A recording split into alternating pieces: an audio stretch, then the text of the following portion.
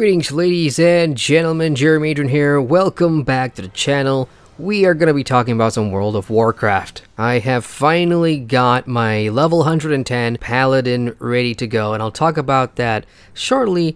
I want to get to the patch 8.0 that's coming. Well, if you're watching this, then it should be already out, because I'm probably going to put this out during the patch hours or downtime, because it's a pretty long downtime. For me, it starts at 10 p.m. my time and finishes at 6 in the morning. So yes, that is a pretty long patch, and the reason why I am interested and excited right now is because, guys, since I jumped into the review for World of Warcraft, my 10 reasons to play World of Warcraft new player review that I did in February. I was playing from December to February for that review. I have not really done a whole lot else in WoW, and this Battle for Azeroth expansion cycle is going to be my first experience with a WoW expansion and all the good stuff that happens in between. So patch 8.0 is out, and of course you guys know, those of you that play WoW heavily, there's going to be a bunch of changes and additions. This is the period where Blizzard is trying to bridge the end of Legion and tie in some new story to start the BFA expansion. So the first thing I'm excited about is checking out some of the new story, and just to give you guys some context, you might be wondering, so the warrior that I leveled up for my review, what happened to him? Did he finish the content? Did he finish the campaigns? Did he do Legion Fall? Did he finish Argus?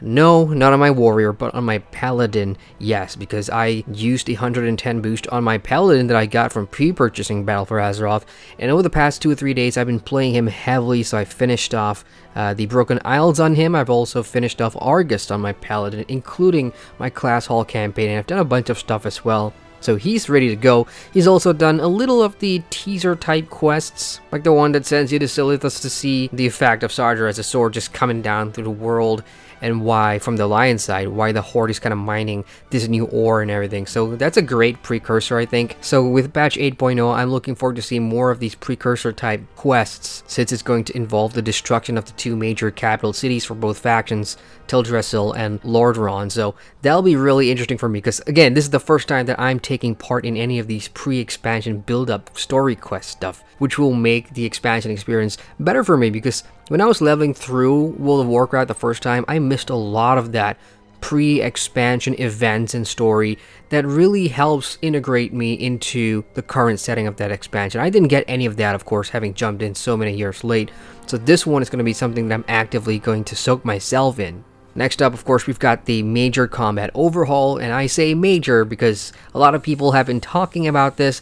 I don't have as much experience as a lot of people out there have, being a relatively new player to World of Warcraft myself, but you guys know the extent of the combat changes. First things first, 8.0 is going to be squishing stats, so you're no longer going to see like 5 million crit, or because that's what WoW's combat damage numbers look like for those of you that don't play World of Warcraft. And you compare that to other MMOs in the genre, you usually see like a 5,000 crit or 20,000 crit. Some games go up to like 200,000 or whatever, but World of Warcraft goes up into the millions.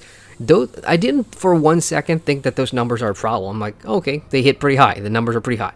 I mean, this game is what, 14 years old, with all the stats and all the, legendaries and item level 970 and all this rating stuff. I mean, you expect it to hit pretty hard. I just didn't really have any context about how much damage or what are the numbers supposed to look like as you gradually progress through the game. So for them to squish this now, it makes sense to me, because it makes sense. I think it'll be easier to read damage numbers. I think it'll be easier for casuals as well, and just everybody in general seeing smaller numbers. It will be easier to process. Then of course we have tweaks to combat abilities itself. We already know there's going to be cooldowns being introduced for a bunch of different things. There's going to be class tweaks as well, and all of this is in the blog post that Blizzard has been sharing over the past couple of weeks. Most people don't seem to mind, but a vast majority as well think that the combat system didn't need any fixing. It was perfectly fine the way it was. But I guess this is one of Blizzard's way to freshen up classes and combat every time a new expansion cycles come around, just to freshen things up, I suppose. And that's just the tip of the iceberg. There's so much more coming, like communities as well, which is a new social feature, which I'm pretty excited about. I mean, I've got friends in different guilds across different servers, and now we can just create a community, go in there, and it acts like a WhatsApp group for those of you that use WhatsApp. It's pretty fun. I like that. We're also saying goodbye to our Legion artifact weapons, which is kind of a sad thing for me because only a day ago I reached a maximum potential for my Paladin's Ashbringer, and I watched it all go to PETA thanks to that dwarf in Silithius. But at the end of the day, I was saving Azeroth, so I'll take that. And that's the gist of patch 8.0 really at this point, and I will be talking about all of these things more in depth the closer we get to BFA, because there's going to be another World of Warcraft community roundtable discussion where I'm going to be bringing on other players to come on and talk about what we've seen so far. And of course, we'll be talking about patch 8.0, we'll be talking about the new allied races that came out in January from the pre-order, and discuss what, you know, people like and don't like about them. There's a lot more to discuss in World of Warcraft. So trust me on this, there's going to be more WoW videos coming out because my schedule has cleared up somewhat. I've done all the major reviews that I owed my YouTube channel. I've done the Rift one, I've done Blast Online, I've even done Guild Wars 2's latest episode. So I have a break now. I'm just going to focus on World of Warcraft for a bit until BFA comes out. So now that we got the patch stuff out of the way, let me share what I've been doing with my brand new Paladin. I've always wanted to play the Paladin in World of Warcraft. I went with the Warrior for my review. I'm not regretting it, but, you know, I just have a preference in terms of archetype. So I've been running around as a Retribution Pally all over the Broken Isles, and I've been having a lot of fun with him. For a boosted character, you start off with 870 on all your gear, and that's item level, so 870. And with that, I was able to go to Argus and quest there without issue as a Pally, and finish the entire storyline, which is really, really fun. And now that I've experienced the wrap-up of Argus and everything from a story perspective, because I didn't talk about this in my review whatsoever, I think the story is pretty decent, and there's a lot of it that comes down to watching, you know, the cinematics of the storylines and the main characters through raids and towards the Burning Throne. And you know what? I actually managed to do it. I actually managed to get it done. I also completed my first ever World of Warcraft raid on my Red Paladin a day ago, and that was a crazy experience because I used the LFR, and LFR is the looking for raid function that World of Warcraft has. For those of you that don't play WoW, again, this is info for you. It's a tool in there that as long as your gear and your item level meets the minimum requirement, you can just sign up and pug a raid, any of the raids in fact. So that's exactly what I did. I did not expect the LFR to give me a good experience at all, because from the games that I've played in the past, when you pug raids, it's never going to end well. But in World of Warcraft's case, you know, the LFR actually put me in a decent group, and there's people in there that are leaders in some way, and they do teach people, you know, the fight mechanics. They do explain a little bit. So I guess I got lucky in that regard, but I'm sure people are going to tell me it's not always the case. The other thing that helped me navigate that is the add-ons that I have, and you guys know this, I cannot play without add-ons. I just love having add-ons regardless of the game.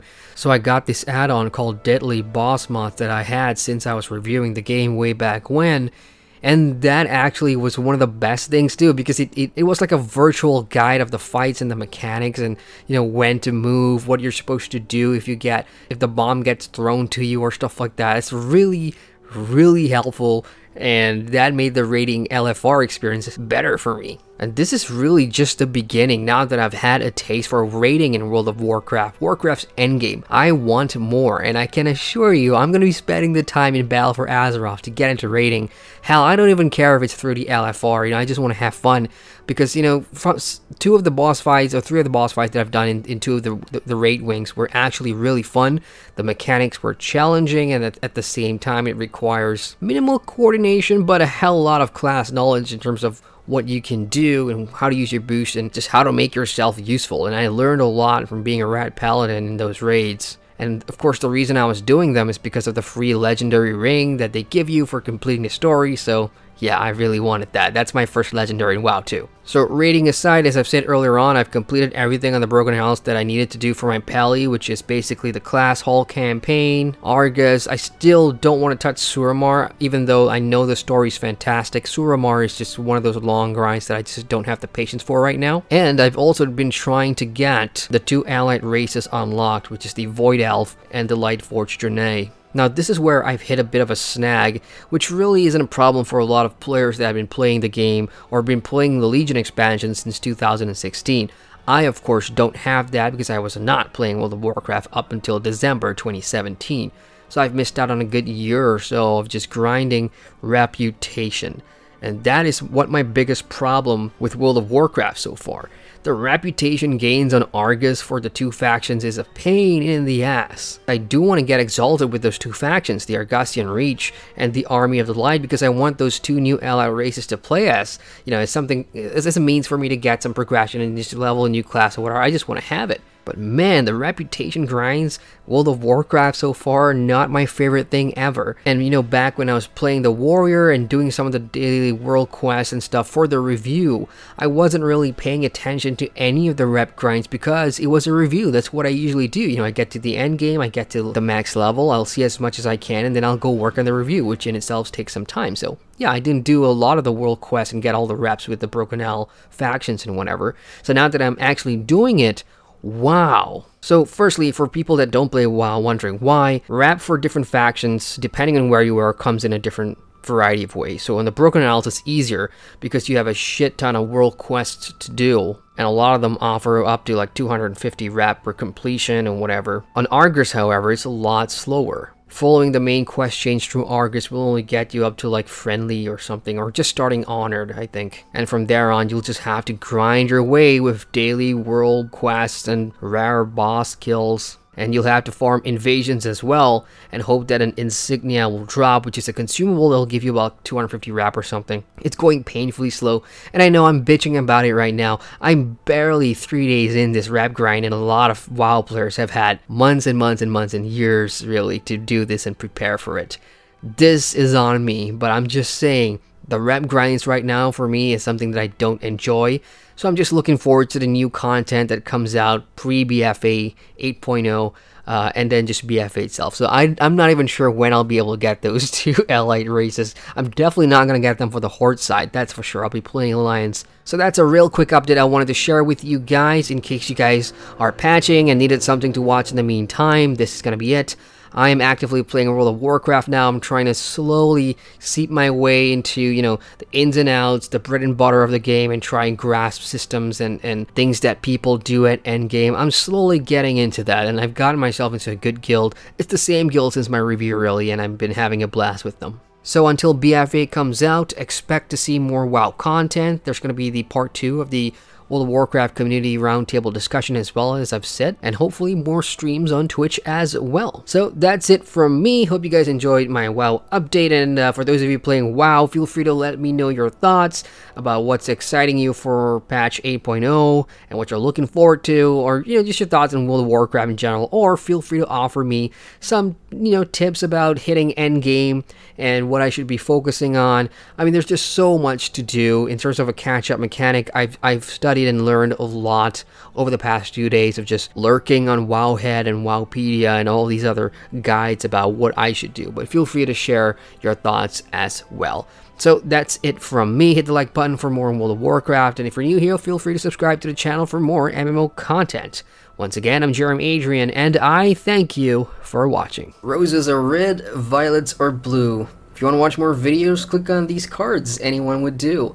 And if you want to watch more videos, subscribe to the channel with the button down here. I know you want to.